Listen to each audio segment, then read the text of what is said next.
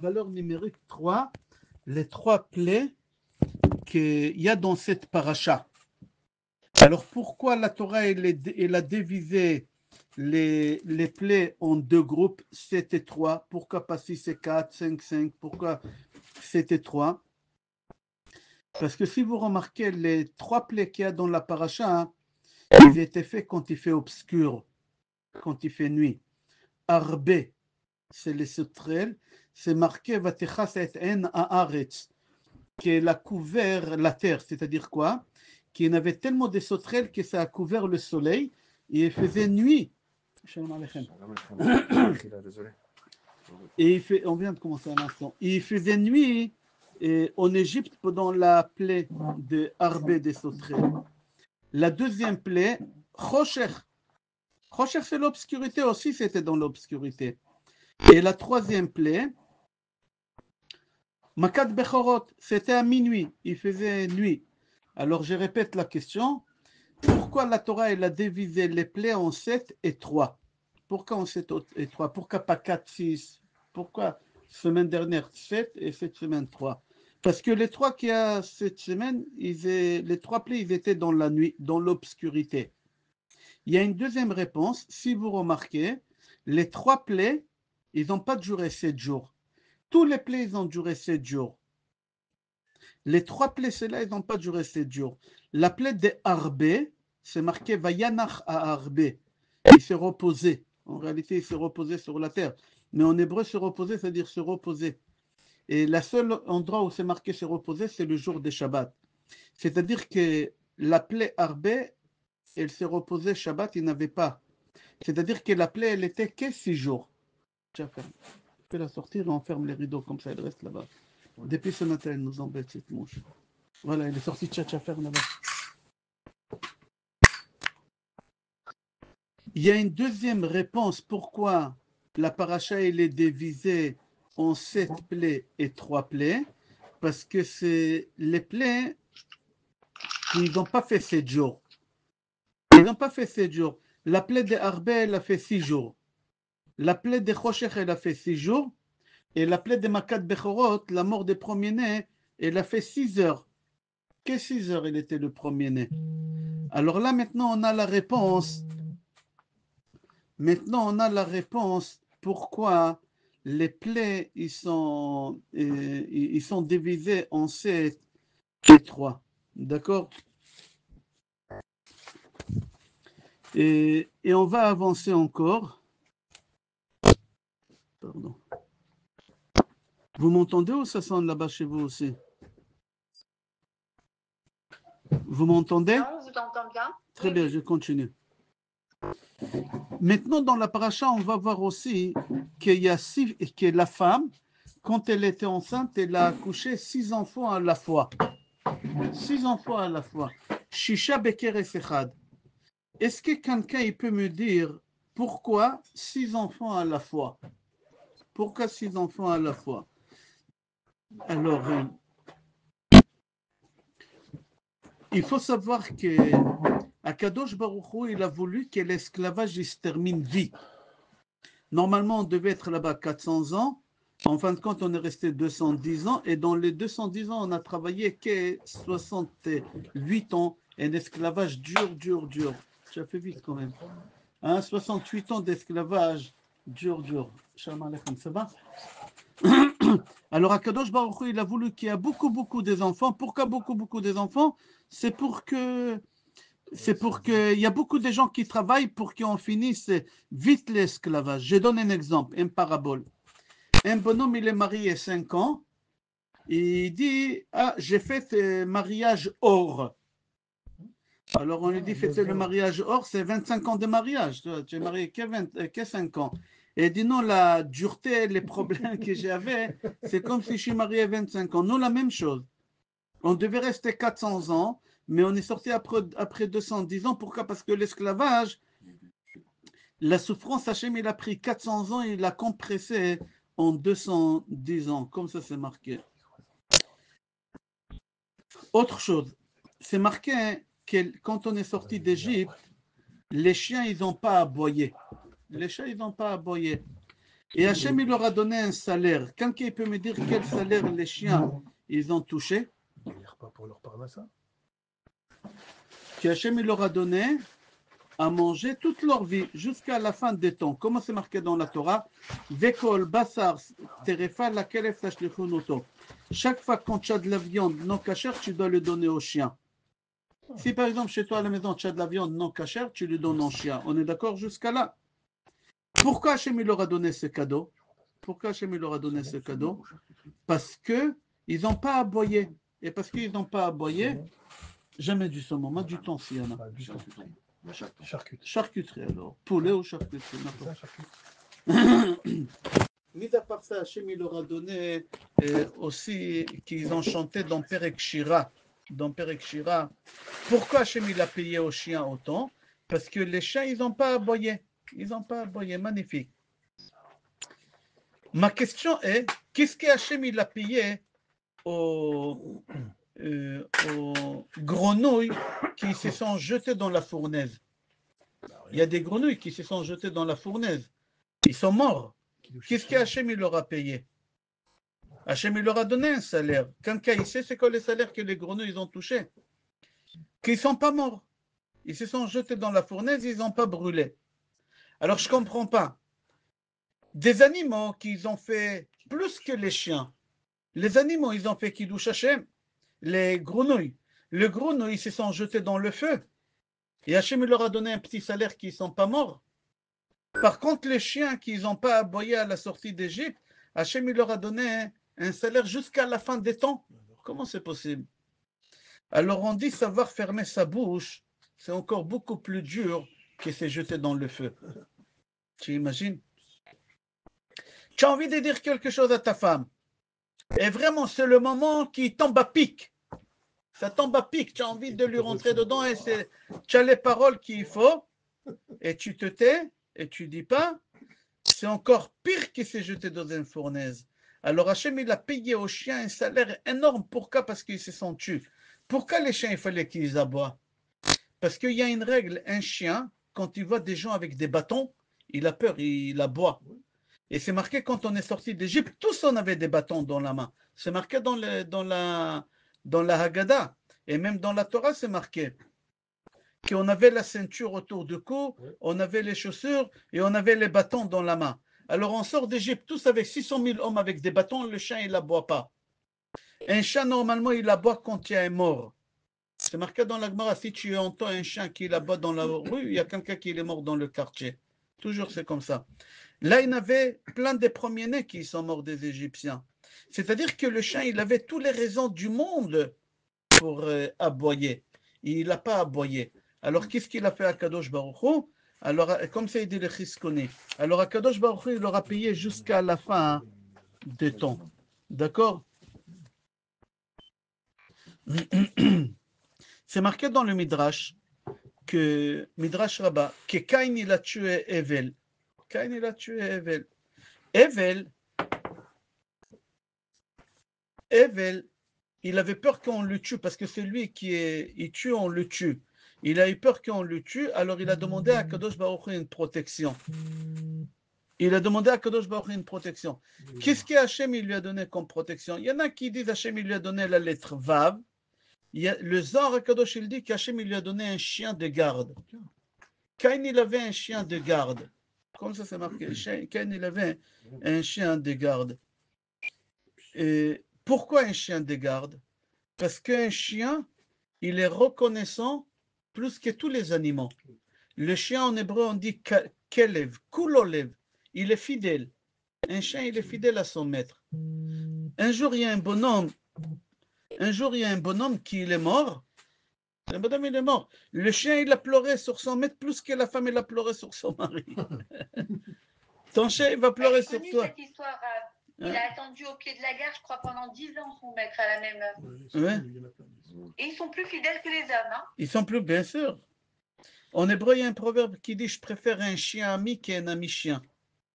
Oh, Comme ça, en hébreu, on dit « Je préfère un chien ami qu'un ami chien ». Ok. Pourquoi Hachem il a donné à Caïn un chien? Pourquoi il a donné un chien?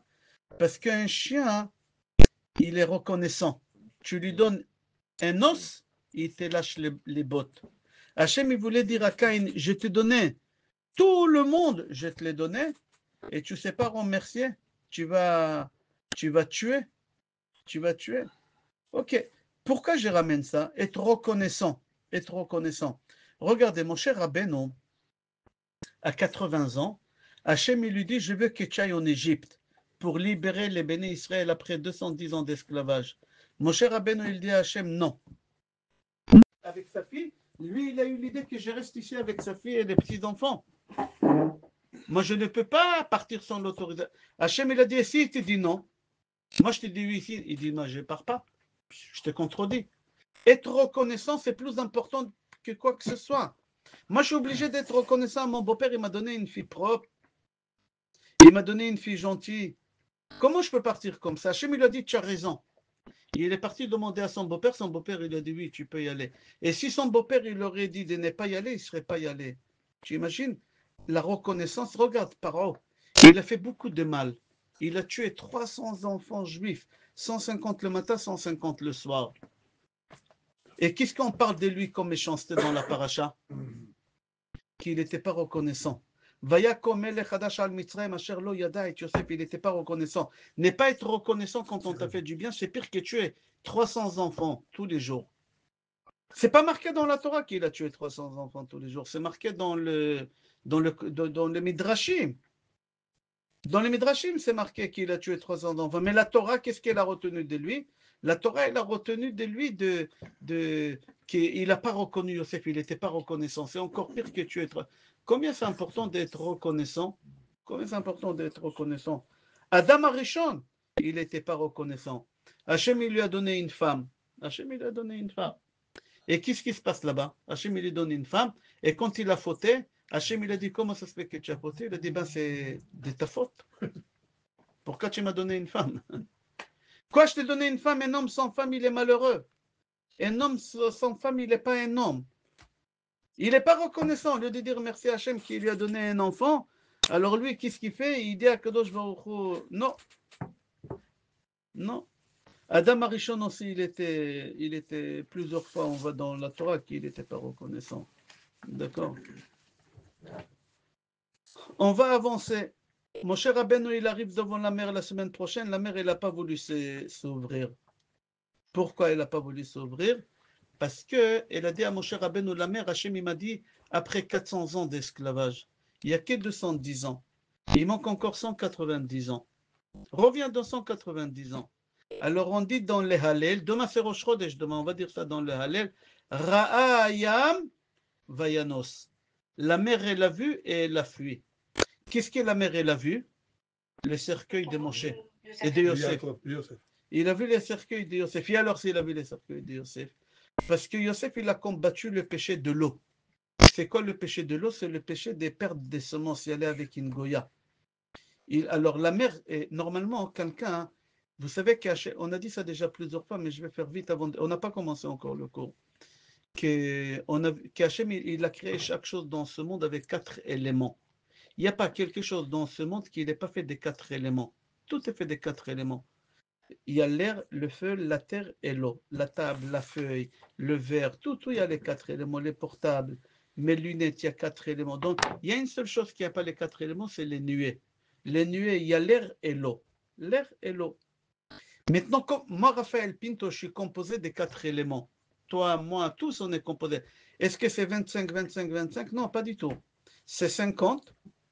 Et après, les autres 3, ils sont divisés. Alors, c'est lui qui a beaucoup, 50% d'éther. Alors, ça va être un homme dépressif. La terre, il va vers la terre, dépression. Vers la terre. Ou ça va être quelqu'un long. Très long. Long. Il y a des gens qui sont longs. D'accord? Demain, ils repoussent les choses. Quelqu'un qui a de l'eau, 50% de l'eau, c'est quelqu'un qui va courir vers les péchés. Les femmes, les vacances. Toujours regarder les feuilles des vacances. C'est toujours, il y a des piscines, il y a la mer. Jamais tu vas voir quelqu'un qui fait Pessar dans les déserts. Parce qu'il n'y a rien là-bas, plaisir. Les gens, ils sont attirés. Celui qui a 50% de l'eau, c'est tous les péchés qu'il y a, c'est lui qui court. Il y a quelqu'un qui a 50% de l'air. L'air, c'est la parole. c'est ou quelqu'un qui parle la Shonara ou quelqu'un qui parle la Torah. Et quelqu'un qui a le feu, c'est un homme d'affaires, c'est un busyman, etc. À quoi j'aimerais arriver? Yosef, 50% de son corps, c'était de l'eau. C'est-à-dire quelqu'un qui est tiré vers les femmes. Il s'est retenu. Et la mer, c'est les femmes. La mer, c'est l'eau, les vacances, la mer, les piscines, etc. Alors la mer, quand elle a vu les cercueils de Yosef, qu'il était plus fort qu'elle, la mer, elle a fui, elle s'est ouverte pour Yosef. C'est pour ça, mon cher Rabbeinu, il a pris les cercueils de Yosef. Vous savez combien de temps il a duré chaque plaie? Aidez-moi, combien de temps il a 7 duré jours, chaque plaie? 7 jours, il avait les dernières un instant. 30 jours. Ah, chaque plaie 30 jours. 21 ou 7. Chaque plaie, 21 et 7. Il y en avait 7 jours de... Ah oui. 7 jours de... Non, 21 jours d'abord d'avertissement. Et 7 jours d'accompli. Fais-les sortir, sinon le sang il va arriver, et après le sang est arrivé. C'est-à-dire 30 jours. Alors prenez un papier et marquez. La 10e plaie, la mort des premiers-nés, quelle date elle était? 14-15 Nissan. la veille. 15 Nissan. 15 Nissan. 15 Nissan. Marquez 15 Nissan. La plaie d'avant des premiers-nés, c'est laquelle? Rocher. Prochain. C'était quelle date Rocher? Oui. 15 Adar. Pourri, marque 15 Adar. Et la plaie d'avant, on a 3 plaies cette semaine. Et la plaie d'avant, Arbé, elle était quelle date? Les sauterelles, c'est tout Bishvat. Alors je répète, les sauterelles, c'était tout Bishvat. Et après les sauterelles, l'obscurité, c'était Purim. Oui. Tiens, c'est dingue, ça. D'accord? Et Pessah, c'était la mort des premiers-nés. Alors nous, on a reçu des cadeaux. Le 15 Shvat, les sauterelles, ils ont mangé les arbres. Et nous, les 15 Shvat, on mange les fruits de l'arbre. C'est la fête des arbres, 15 Shvat. Et nous, on mange les fruits de l'arbre. Le 15 Adar, c'était l'obscurité, Rocher. Et qu'est-ce qui est marqué dans le Megillat Esther? Vela Yehudim haïta ora vesimcha. C'est quoi ora? Nous, les Juifs, on avait le jour des 15 Adar, la lumière. Eux, ils avaient l'obscurité, nous, on avait la lumière. Et la 3e plaie des 15 Nissan, c'est la mort des premiers-nés. Alors nous, on a les Pessah, on a reçu Pessah, que c'est le jour des premiers-nés. Chez nous, à Pessah, les jeunes, il y a le jeûne des premiers-nés. On dit jeûne, le jeûne des premiers-nés. D'accord? Voilà, c'est le dernier chidouche que je voulais dire avant de commencer le cours, et on va commencer le cours. Et j'aimerais que vous suivez. Bezrat Hashem, il n'est pas facile. Essayez de ne pas t'endormir. Ouais, il a mangé, ça y est. D'accord? Et une raison de plus. Akadosh Baruch Hu ordonne dans la paracha à Moshe Rabbeinu d'aller voir Paro et de lui dire: libère mes enfants, sinon je te tue toi et les premiers-nés. Comme toi tu as tué mes premiers-nés, moi je tue tes premiers-nés. Paro il a tué les premiers-nés juifs. Alors Akadosh Baruch Hu il a dit: moi aussi je vais tuer tes premiers-nés. D'accord? Rashi il dit à Paro: je tuerai tes premiers-nés comme tu as tué mes premiers-nés. Béni Bechori. Mon fils, Hachem, il nous appelle les premiers-nés dans la paracha. C'est quoi ça, Hachem, il nous appelle le premier-né dans la paracha? Béni Bechori. De quel premier-né Hachem il parle?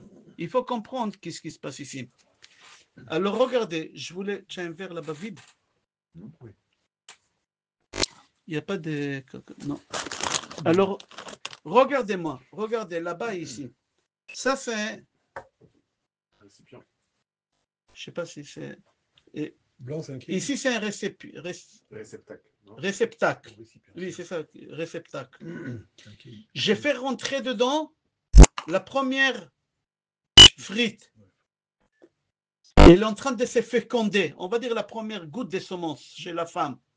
Alors, le premier-né, c'est qui? À la fécondation. C'est cette frite-là. Il y a une deuxième qui, elle vient. C'est le deuxième qui couche l'autre, qui cache l'autre. Quand la femme, elle va accoucher, qu'est-ce qui va sortir? Le dernier qui est rentré. Le deuxième. Alors, le dernier qui est rentré. Alors, qu'est-ce qui se passe ici? Alors, il y a le premier-né de la fécondation, on dit en français. D'accord? Le premier fécondé. Et il y a le deuxième. Il y a le deuxième. Qui va sortir? Le premier-né, le deuxième. On est d'accord jusqu'à là? Yaakov Avinu, quand ses parents ils ont conçu la première goutte de Yitzhak, c'était qui? Yaakov, donc. Yaakov, c'est le premier-né de fécondation. Et Esav, c'était la deuxième goutte. C'était pas le premier-né, mais c'est le premier-né de quoi? C'est le premier-né de la dernière goutte, c'est-à-dire de la naissance. De la naissance. Vous avez compris, il y a le premier-né de la fabrication, il y a le premier-né de la sortie. Alors Yaakov, c'est le premier-né de la fabrication, on va l'appeler, fécondation, fabrication.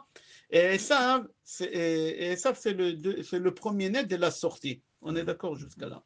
On va y aller plus loin dans la Torah.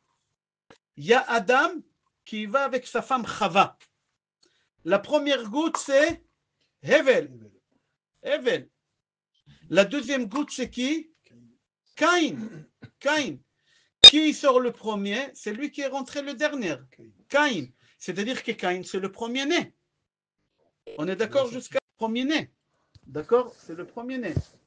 Caïn, qu'est-ce qu'il fait? Il veut donner des forces à qui? À l'Égypte. Et si vous remarquez, l'Égypte, toujours ils aiment qui? Tu le caches. Caïn, qu'est-ce qu'il fait Caïn? Il donne la force au premier-né. Les Égyptiens, ils adorent toujours les premiers-nés. Le dieu des Égyptiens, c'était qui? C'était le premier-né. Toujours, ils prenaient le premier-né pour eux. C'était important, le premier-né. C'est pour ça qu'Akadosh Baruch Hu, il a tué chez eux le premier-né. Tout ce qui est premier-né, Hachem, il a escanté. Tout ce qui est le premier-né. Dites-moi, on a 12 signes d'astrologie. Oui. La première signe d'astrologie, c'est lequel? Bélier, non? Bélier, c'est quel mois? Nissan. Nissan. Nissan.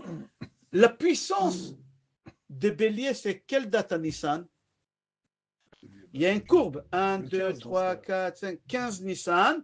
C'est la puissance. Après, ça baisse, 16, 17. Ça baisse jusqu'à 30 jours. Et après, ça reprend 1, 2, 3. Alors, je répète.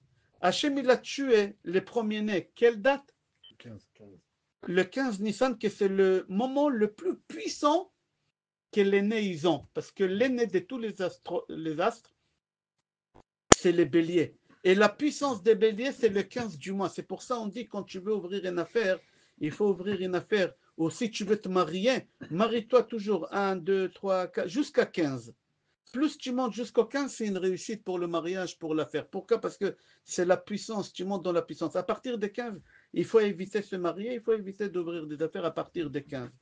Pourquoi? Parce que la synastrologie, la première, l'aîné, c'est le bélier. Alors Hachem, qu'est-ce qu'il a fait? Il a frappé les Égyptiens, les premiers-nés. Le jour que la puissance des premiers-nés, il est très très fort. C'est qui le premier-né?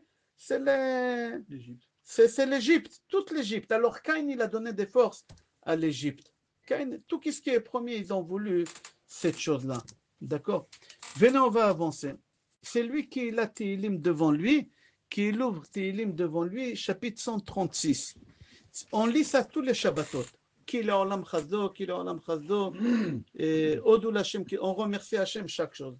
Alors regardez, si vous prenez le Tehillim 136, on remercie Hachem pour dimanche, lundi, mardi, mercredi. Prends le livre et tu vas voir. Je commence à lire. Le'oseh hashamaim bitvuna ki le'olam. On dit ça Shabbat. Le'oseh hashamaim bitvuna. C'est quoi le'oseh hashamaim? Hachem, il a créé le ciel. Bereshit bara Elohim et hashamaim. Hachem, il a créé le ciel. Quel jour? C'est dimanche. Le'roka haaretz alamayim. Hachem, il a fait sortir la terre lundi. Le'oseh orim gedolim. D'accord? Qu'il Hachem, il a créé la lumière. Mardi, mais il ne l'a pas placé. Mercredi, et Hashemesh le même shelet hayom qu'il olam chazdo. D'accord? Après, c'est marqué les maké Mitzrayim bifchorehem. C'est quoi maké Mitzrayim bifchorehem? C'est les coups Qui frappent les Égyptiens, les premiers-nés. Je ne comprends pas. Dès mercredi, Hachem, il passe à 2448 ans, Hachem il saute, et David Amelech il saute. Je répète, ouvrez Tehillim 136. Là, c'est Hashamaim Biduna, qui l'a olam chazdo. Hachem, tu as créé le ciel, c'est dimanche. Après, David Amelech, il dit Hachem, merci Hachem, les rokar et salamen, tu as fait sortir la terre, c'est lundi. Après, il dit le Orim Gedolim, que tu as créé les luminaires, mardi. Merci Hachem. Après, et tu as placé les grandes luminaires et les petits luminaires mercredi. Merci Hachem. Et après, qu'est-ce qui saute? Regardez dans les Sidour. למכה מצרים בבחוריהם, כי לעולם חסדו. 2440. Le premier-né, c'est le 10e passouk en plus. Si tu prends le Tilim, tu vas voir, si tu veux, 136, regarde. Même le Sidour de Shabbat, tu regardes Patach Eliyahu. Le 10e passouk, c'est la 10e plaie. Le 10e passouk, c'est la 10e plaie. Alors, ma question est, pourquoi David Amelech, il a sauté 2448 ans depuis la création du monde, c'est-à-dire depuis mercredi jusqu'à la sortie d'Égypte? Il a effacé. Avraham Avinu, il est où? Il n'y a pas qu'il a Olam Chaz d'Avraham Avinu. Moshe, il n'y a pas Yitzhak, la Hakeda, il n'y a rien, toute cette histoire-là. Il n'y a rien, Hachem, il a tout sauté. Hachem, il est parti où? Hachem, il est parti en Égypte.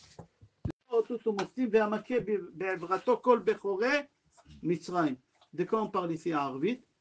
La 10e plaie qu'il a tué le premier-né. Mais où ils sont les autres 9 plaies? Dam, Tzfardé, Akilim. Pourquoi? À Arvit, on parle que la 10e plaie à Arvit. Shachrit aussi, tu as remarqué ce matin? Tu as fait Shachrit ce matin. Aussi, on a parlé que la 10e plaie. Où on voit ça, Shachrit? Emet mimitzraim galtano Adonai elenu mibet avadim piditano kol bechorehem harakta ou bechorcha Israël galta. Kol bechorehem harakta. Tous les premiers-nés, tu as tué. Encore à Shachrit, on parle de premiers-nés, on parle d'aucune plaie parmi les 10 plaies. On ne parle pas d'un, ni le soir, ni le matin. Jamais on parle d'eux. D'accord? Comment ça se fait?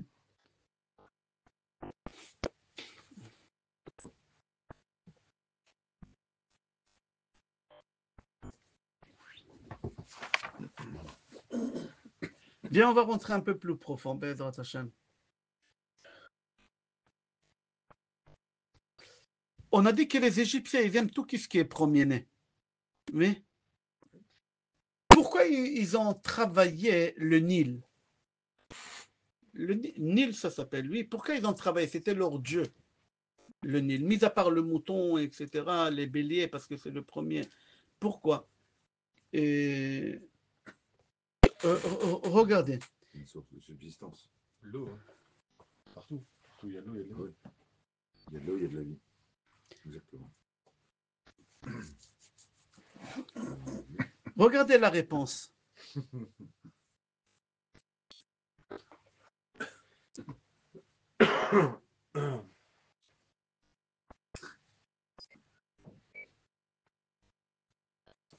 Regardez la réponse.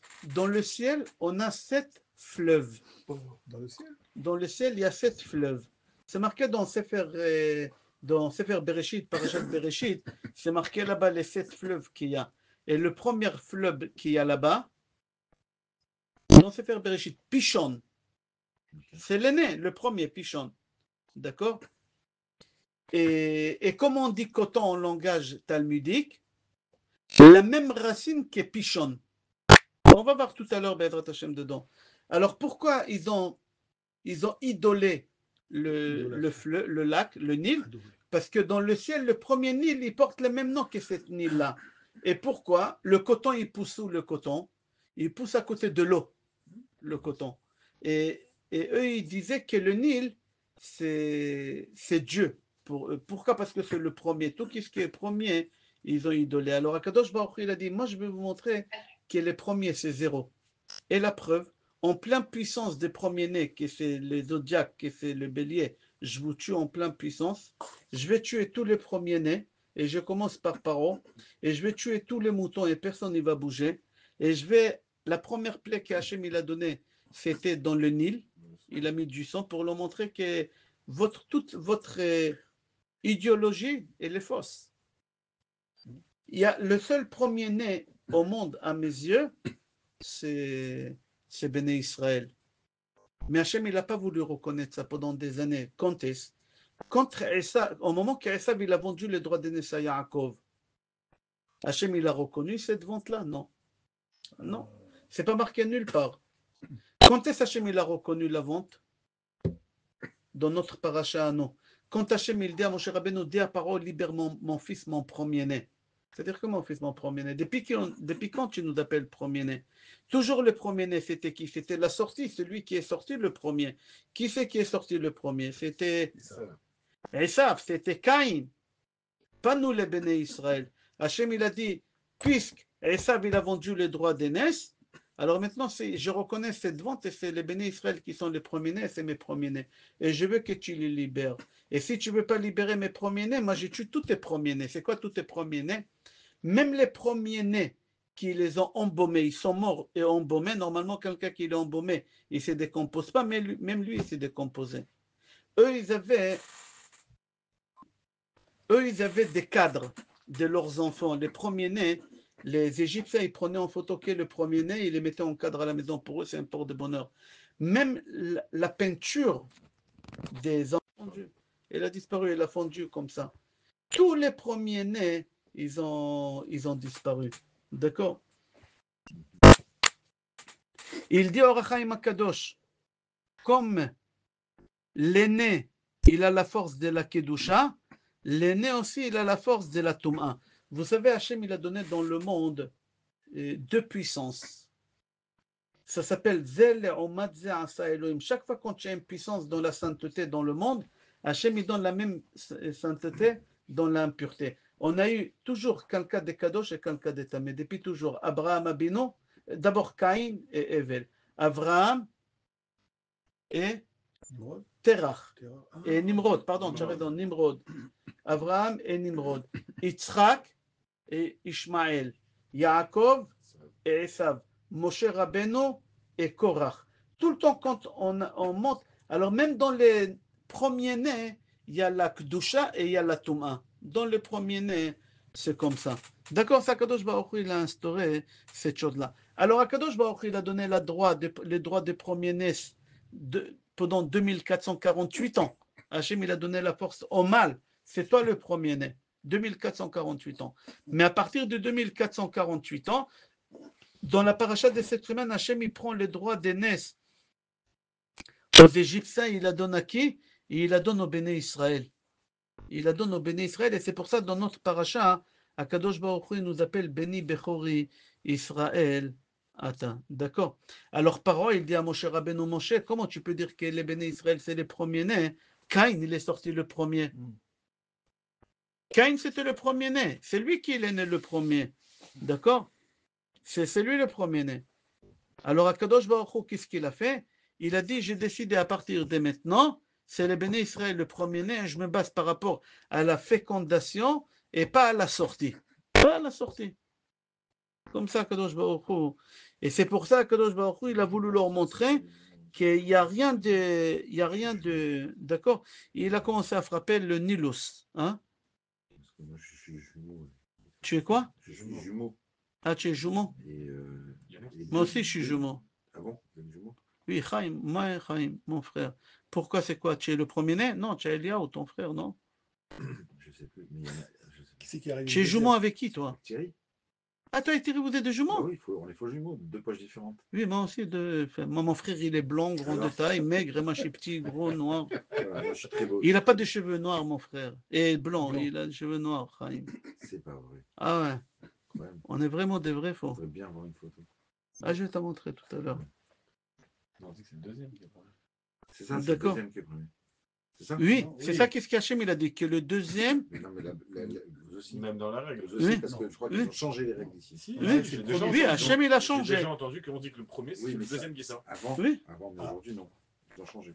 Ils ont Aujourd'hui, est-ce que c'est le premier? Oui, mais alors que c'est la Torah qui a raison en vrai. Akadosh Baruch Hu, il a dit, moi j'ai décidé que maintenant, c'est celui qui a été conçu le premier, c'est lui le premier-né. C'est lui le premier-né. D'accord? Et c'est pour ça qu'Akadosh Baruch Hu, il tue tous les Égyptiens premiers-nés, et les photos comme on a expliqué, et même des touristes. Il y a des gens qui sont venus d'Amérique pour faire le tourisme en Égypte, c'était le premier-né, lui aussi il est né, il est mort. Ah. Tous ils sont morts là-bas. D'accord? Encore des Américains. Et comme il dit le Ramban, on est sorti au summum de la puissance de premier astre. Le premier astre, c'est le bélier, et la semence, le summum de la puissance, c'est le 15 du mois. Le 15 du mois, comme on a expliqué. D'accord? Alors maintenant, venons, on va comprendre pourquoi David Amelech, il a sauté depuis la 4e journée de la création. Il est parti directement à comment ça s'appelle? Makat Il est parti Bechorot. directement à Makat Bechorot. Pourquoi? Parce qu'à Makat Bechorot, Hachem, il a changé les règles. Il a dit les premiers-nés, c'est mes enfants. Alors, David Amelech, il a effacé toute l'histoire de l'humanité pour dire c'est fini. Tout ce qu'on disait que lui c'est le premier-né, etc., c'est fini. Qui c'est le premier-né à partir de maintenant? Voilà, Makat Bechorot, c'est qui Hachem il a dit le premier-né? C'est celui qui était le premier à rentrer. Vous avez compris pourquoi on a sauté dans chapitre 136? C'est ça la raison. Le 10, comme il dit. Hein? Pasuk 10, comme les 10 plaies. Ok, encore quelque chose. Je continue toujours le même sujet. Regardez ce qui est marqué dans la paracha. Quand Hachem il a tué le premier-né, regardez, c'est très important de comprendre ça.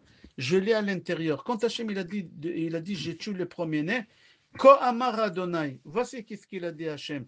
Kechatzot laila ani yotze betoch Mitzrayim. Vers minuit, je sors en Égypte. Et quand Hachem il les a tués, qu'est-ce qui est marqué là-bas? Vemet kol bechor be'eretz Mitzrayim. Il a rajouté de mauvais. Hachem il a dit, au début Hachem il dit, je rentre en Égypte. Et après c'est marqué qu'il a tué tous les premiers Égypte dans le pays d'Égypte. Pourquoi ici il précise pays et là-bas il ne précise pas pays?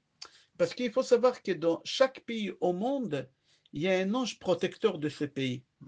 À part Israël.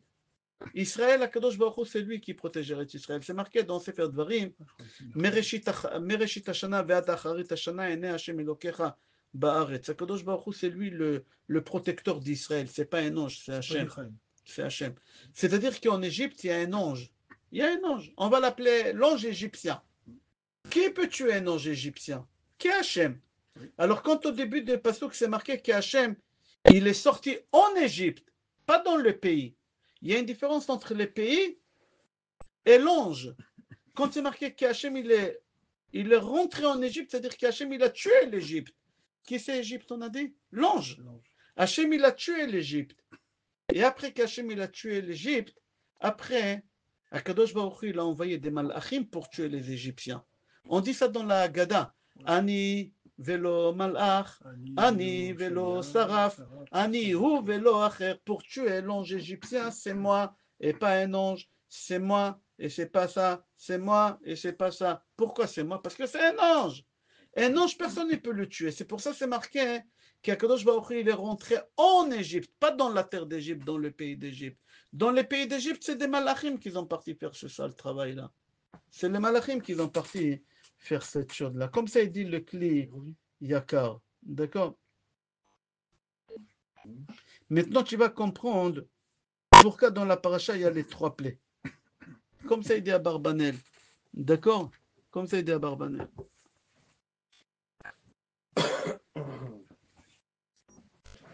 Est-ce que vous êtes fatigué? Je peux rentrer un peu plus profond? Quoi, avec plaisir. Tu t'en vas.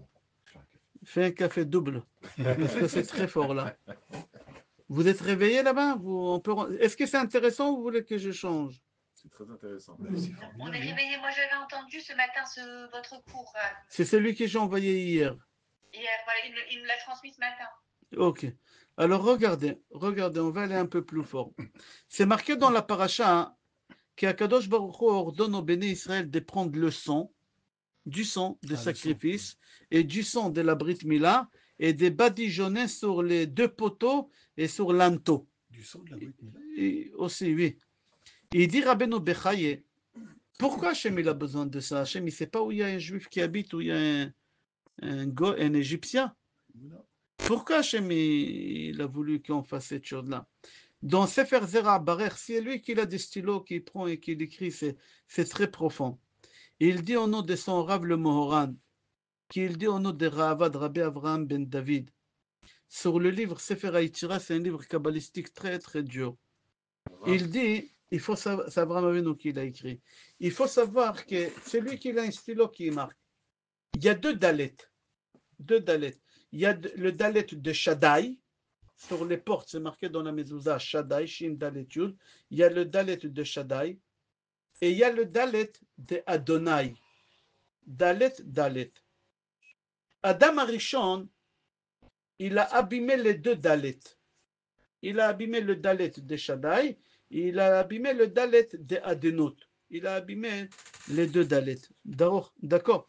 Maintenant, quand tu fais Shema Israël, Adonai Elohenu Adonai Echad. Quand tu dis le dalet de Echad, tu penses à réparer le dalet de Shaddai. D'accord? Et quand tu dis Baruch Shem Kevod Malchuto Leolam Vaed, le dalet de Vaed, tu penses réparer le dalet de Adonai. D'accord? On est bon jusqu'à là. Maintenant, si tu as écrit Shaddai, retire le dalet de Shaddai. Qu'est-ce qui reste? Shin Yud. Shin Yud. Et si tu prends le nom de Adonai, tu retires le dalet, qu'est-ce qui reste? Ani. Et si tu les mets ensemble, c'est marqué, tu les colles ensemble, ça fait Yeshiani. Yeshiani. C'est qui? C'est le serpent. C'est le serpent. Yeshiani, c'est le serpent. On va revenir sur les serpents, on n'a pas fini, d'accord? C'est quoi dalet? En hébreu, ça veut dire quoi dalet? Ça veut dire porte. C'est-à-dire porte. Il y a deux dalet. C'est-à-dire quoi? Adam Arishon, quand il a fauté, il a fermé deux portes. Qui est venu réparer la faute d'Adam Arishon? David Amelech. David, il a deux dalet, dalet vav, dalet, parce qu'il est venu réparer les deux daletim qu'Adam Arishon. Et David Amelech, il dit dans les Tehillim, Pitrouli sha'aret tzedek. Ouvrez-moi les portes. De quelles portes David Amelech? Il parle des deux portes qui, quand lui, dans la vie d'avant, il était Adam Arishon, il a fermé. Les deux dalets, il a fermé. D'accord? Parce que c'est sa réparation. David, dalet et dalet. D'accord? Maintenant, quel rapport avec le serpent? Venez voir qu'est-ce qu'il dit le Beth Yosef. Il dit, est-ce qu'Hachem il a créé Adam Arishon avec le prépuce? Non, non, sans les prépuces. D'accord? Et pourquoi il a eu les prépuces? À cause du serpent. À cause du Nachash, à cause du serpent. Et c'est pour ça, Hachem il dit, avant de sortir d'Égypte, j'ai une condition. C'est quoi la condition? C'est de faire Brit Mila. Chaque juif, il est obligé de circoncire. D'accord? Comme ça, c'est marqué. Et comment on fait? On coupe. Et vous êtes parti à la Brit Mila, remarquez, si vous partez à un Brit Mila, regardez les gestes que j'ai fait avec le doigt. Quand le Moël, il coupe, il tourne la peau, et après, on ramène le verre du vin, et le Moël, il met le doigt dedans, et il donne au bébé. Trois fois comme ça. Mais comment il met le doigt? Quelqu'un ici, montrez-moi comment il met le doigt. C'est pas avec le petit doigt.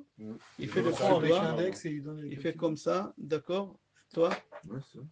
ça J'en comme ai ça. vu, Moi, je vois comme ça. Les vrais Mohalim, ils doivent faire comme ça. Pourquoi? Parce qu'ici, il y a Shin, doigt. Ah, il te fait- d'accord? Et là, c'est Ici, il y a le Dalet, Et et ici, il y a le Yud, Shaddai. Tu fais Shaddai, et nous, on a l'habitude de faire rentrer le Shin, d'accord? Il y en a qui font rentrer le Dalet, c'est celui-là, le Dalet, et ils mettent dans la bouche le Dalet. Pourquoi le Dalet? Parce que Dalet, c'est Shaddai. Le Shaddai, il est là. Qui Adam Arishon, il a abîmé avec la Brit Mila, et on vient de couper la Brit Mila. À cause de qui on a eu la prépuce? À cause de serpent. serpent. Quand tu as coupé à ton fils, qu'est-ce que tu as fait avec la prépuce? Tu vas enterrer. Tu l'as enterré. Pourquoi on l'enterre? Pour que le serpent il vienne le manger. Quand tu fais la Brit Mila à ton fils et tu enterres le prépuce, le serpent il le mange. Sache ça, c'est une règle. Le serpent il va venir, il va le manger. Pourquoi? Parce que le prépuce ça appartient au serpent. C'est lui qui nous a ramenés. Alors nous, pour réparer le Shaddai, on prend le Dalet et on le trempe dans pas la soupe, dans le vin, et on met dans la bouche des bébés 3 fois. D'accord? Ari Ezal, il dit, les tfilines aussi, c'est marqué Shaddai. Ouais. On a Shin, Dalet dans la nuque et Yud ici. Alors Ari Ezal, il dit, pourquoi le Dalet, il est dans la nuque? Comment on dit nuque en hébreu? Ouais. Oref. Oref. C'est les mêmes lettres que paro. Déplace les lettres, ça fait paro. C'est-à-dire que la nuque, c'est paro. Et chez paro, on lui met le dalet ici. On lui met le dalet, des deux daletim qu'on a dit. D'accord? Alors, venez, on va avancer un peu plus. J'espère que c'est pas ennuyeux, mais c'est profond. D'accord? Khatam Sofer dit, prenez un stylo. Combien de temps on devait être esclave en Égypte? 400 ans. 400. En réalité, on est resté combien de temps? 210. 210 ans. Parmi les 200, marquez les chiffres, 400 et 210. Parmi les 210, on avait 86 ans d'esclavage. comme on a dit tout à l'heure, 86. Dur. Alors des 400, enlève 86. 400 moins 86, 314. C'est combien 314? Shaddai. On est resté en Égypte, Shaddai. Shaddai. D'accord. Et la valeur numérique des 86, Kos, verbe 86, d'accord, c'est la même valeur numérique qu'Elohim. Midat Adin. Vers Kos, et ça, c'est Midat Adin. Moshe Rabbeinu, il est né circoncis. Il n'avait pas le prépuce, Moshe Rabbeinu. D'accord. La valeur numérique de Moshe, 345, la même valeur numérique qu'El Shaddai. Parce que lui, il n'a pas besoin de faire la Brit Mila, Moshe Rabbeinu. Il n'a pas de prépuce. Alors, il est né avec son prénom Shaddai. Quand on prend et on trompe, on n'avait pas besoin de faire ça, Moshe Rabbeinu. Parce que la valeur numérique de son prénom, c'est El Shaddai, 345. D'accord? C'est comme ça que c'est marqué. Est-ce qu'il y a des questions, Rabotai? Non, non, non. Encore toutes les Non, informations merci, en très peu de temps. Merci, Rav. Non. Est-ce que c'est compréhensible? La vérité, la vérité. Bah oui, c'est compréhensible. Il faut beaucoup de concentration. C'est compréhensible, mais il faut réécouter et réécouter. Alors, Il y a des choses que vous allez capter tout de suite, comme j'ai écouté le cours de ce matin. Là, j'ai renforcé quelques points et il faut encore réécouter. Ok, C'est pas très Khazak. simple d'accès. Ok, Rabotai. Il y a des choses que tu avais, enfin, il y a des choses que tu as reprises dont tu avais déjà parlé dans les précédents cours. Oui. C'est pas le cours d'hier que tu as écouté? Oui, non, mais même des cours de l'année dernière, je pense. Non, pas l'année Le dernière. Chili avec les deux Dalets. Il y a 4 ans. Il y a des choses Oui, que c'est j'ai ça, déjà l'année dernière, il y a entendues. 2 ans. Il y a 4 ans, Déjà j'ai 4 marqué. ans. Ok, j'avance, Rabotai. Le bâton, comment on l'appelle dans la Torah, le bâton? Maté, non? Maté. Qu'est-ce qui veut dire maté? Diriger. Diriger. En hébreu, lehatot. C'est diriger. Prenez le dictionnaire, vous allez voir. Combien de fois, dans combien des endroits on parle de bâton dans la Torah? 12 endroits. Dans Parashat Shemot, dans le Sne. Dans Parashat Vaera la semaine dernière, 4 fois. Dans la Parasha de cette semaine, 1 fois. Dans Parashat Beshalach, 4 fois.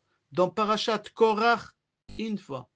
Et la dernière fois qu'on va parler, c'est dans Parashat Chukat, quand Hachem il dit à Moshe Rabbeinu de parler au rocher, et lui, au lieu de parler au rocher, il prend le bâton et il le frappe. D'où il vient ce bâton-là? Écoutez un peu des Midrashim, d'où il vient ce bâton-là? Et comment, quelqu'un sait quand est-ce que ce bâton il est descendu ici sur terre? Il est à la création. C'est pas une des 10 C'est choses pas que vrai, Hachem non. il a créées. Ben Hashmashot. C'est une des 10 choses qu'Akadosh Baruch Hu il a créées. C'est marqué dans Mishnah et Maxime de nos pères. C'est ta voisine depuis tout à l'heure. Avant Shabbat? Oui, Akadosh Baruch Hu il a créé 10 choses avant Shabbat. 10 choses. Dans Pirkei Avot, chapitre 5, c'est marqué là-bas. Et Akadosh Baruch Hu, qu'est-ce qu'il a fait? Juste une minute avant Shabbat, Hachem il a créé aussi le bâton. Le bâton de Moshe, il a créé. Et il a donné à Adam Arishon. Adam Arishon, il a travaillé avec la terre. Il a labouré la terre avec. Adam Arishon, il a donné à son fils Chanoch. Chanoch, il a donné à Metushelach. Metushelach, il a donné à Noach. Noach, il a donné à Shem. Shem, il a donné à Avraham Avinu. Avraham, il a donné à Yitzhak. Yitzhak, il a donné à Yaakov. Yaakov, il a pris avec lui en Égypte. Il a donné à Yosef. Le bâton, il est resté chez Yosef. Quand Yosef, il est mort, écoutez l'histoire des bâtons. Quand Yosef, il est mort, alors les Égyptiens, ils ont dévalisé, on dit, sa maison. Ils ont pris. Ils ont pris tout ce qu'il y a dans la maison. Et Yitro, il a volé le bâton. Comment il s'est sauvé? Il a volé le bâton, il s'est sauvé avec le bâton de Moshe Rabbeinu ou à Midian. À Midian. Et qu'est-ce qu'il a fait avec ce bâton? Comme ce bâton, il était vivant, il l'a planté dans son jardin. Il n'y a pas un homme au monde qui pourrait lire ce qui est marqué sur le bâton. Il y avait des choses écrites sur le bâton et personne au monde ne pouvait le déterrer. Personne au monde ne pouvait le déterrer. Yitro, il a dit, s'il y a un homme qui sait lire ce qui est marqué sur le bâton et qui peut déterrer le bâton, je lui donne ma fille. Je lui donne ma fille. Moshe Rabbeinu, quand il arrive chez Yitro, à Midian, d'accord, il va le bâton et il lit. Datsach, Hadash, Be'achav, Avram, Yitzhak, Yaakov, les 12 tribus, il lit. Qu'est-ce qui est marqué là-bas? Yitro, il était impressionné. Et pas seulement ça. Yitro, quand il a vu ça, il a dit, c'est lui le sauveur des béné Israël, je lui donne ma fille. Comme j'ai promis, il lui a donné sa fille Tzipora pour femme. Ce bâton, il était à une hauteur de 5 mètres. Il y en a qui disent 15 mètres, 3 fois 5. Il y en a qui disent c'était. Il pesait très lourd. Et il pesait à peu près dans les 80 kilos, le bâton. Ce n'était pas un bâton simple comme vous l'imaginez. Il était fait de pierre Saint-Pirion, une pierre importante. D'accord, Saint-Pirion. Et dessus, c'était marqué les diplés d'Atzach Hadash Be'achav, le nom des Hachem, le vrai, mais eux, ils ne savaient pas lire, les 3 patriarches, les 6 matriarches, Zilpa et Béa, et les 12 tribus. D'accord? Comme ça, c'est marqué là-bas. Maintenant, ma question est, pourquoi Hachem, il a créé ces 10 choses-là, et aussi le bâton, avant Shabbat, collé à Shabbat? Hachem, il n'a pas pu les créer pendant la semaine. Il était tellement occupé, il n'avait pas le temps de... Voilà les 10 choses qu'Hachem, il a créé Shabbat. Pi Haaretz, la bouche de la terre, Korach, il a été avalé. Pi Be'er, la bouche des puits de Myriam, qui on a bu de l'eau pendant 40 ans. Pi Aton, la bouche de l'ânesse de Balak, de Bilam. Hakeshet, l'arc-en-ciel, Noach. Haman, l'Aman, il a été créé avant vendredi. Amate, le bâton. Ashamir, pour le Beth Amikdash, le Shamir, c'est le ver de terre. Achtav, d'accord, c'est l'écriture qui était bizarre. Dans les 10 commandements, on pouvait les lire n'importe où, pas à l'envers. Amirtav, d'accord, Ve'aluchot, voilà les 10 choses qu'Hachem il a créées. Maintenant, le Meir il pose la question, pourquoi Hachem il a créé les dernières choses? Alors il répond, il dit, si tu remarques, toutes ces choses-là, c'était que pour les Juifs.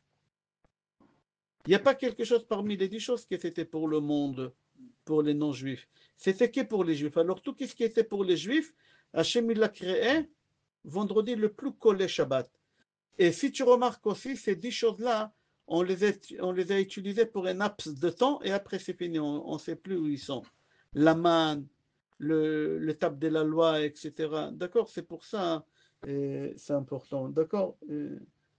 Maintenant, mis à part ça, pourquoi Hachem il a créé le plus proche de Shabbat? Parce qu'il faut savoir, chaque chose, il y a la moyenne, on dit en français, la moyenne, il y a iner, et le plus proche de iner, c'est le végétal.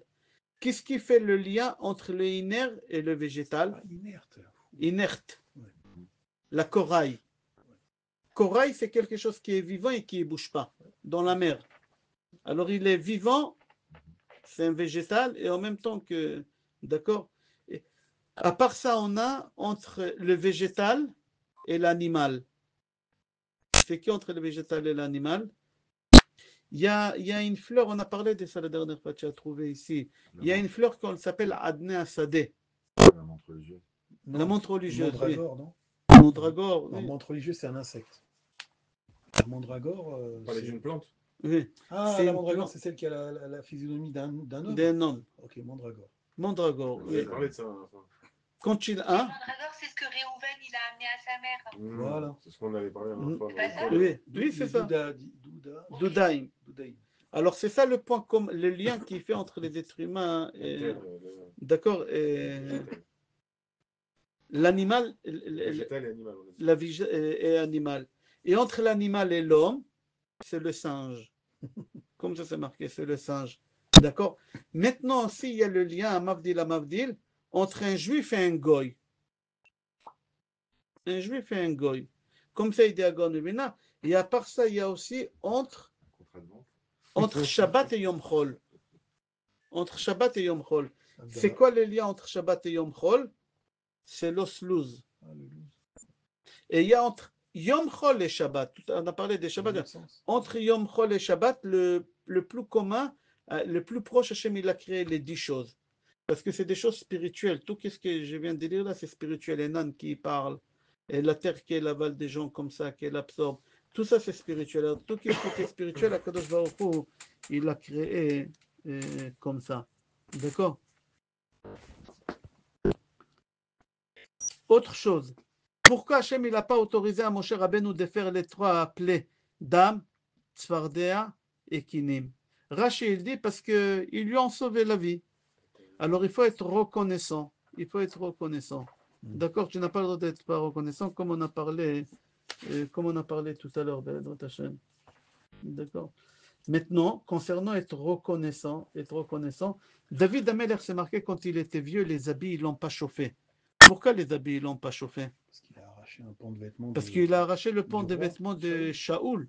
Alors les habits, ils l'ont trahi. Toi, tu te comportes mal, tu n'es pas reconnaissant. Alors c'est comme ça. Pourquoi on a l'habitude d'embrasser un livre de Torah quand on a fini d'étudier? Être reconnaissant au livre. Oui. Grâce à lui, tu as acquis des sagesses. Comment ça fait? D'accord? Quand tu vas du pain jeter dans la rue, tu dois le mettre de côté. C'est une halakha. Être reconnaissant au pain. Le pain, c'est la vie. D'accord? Écoutez bien, c'est une halakha. On a le droit d'aider quelqu'un qui n'est pas croyant, du tout, il ne fait pas Shabbat, il ne mange pas kasher, mais on n'a pas le droit d'aider quelqu'un qui n'est pas reconnaissant.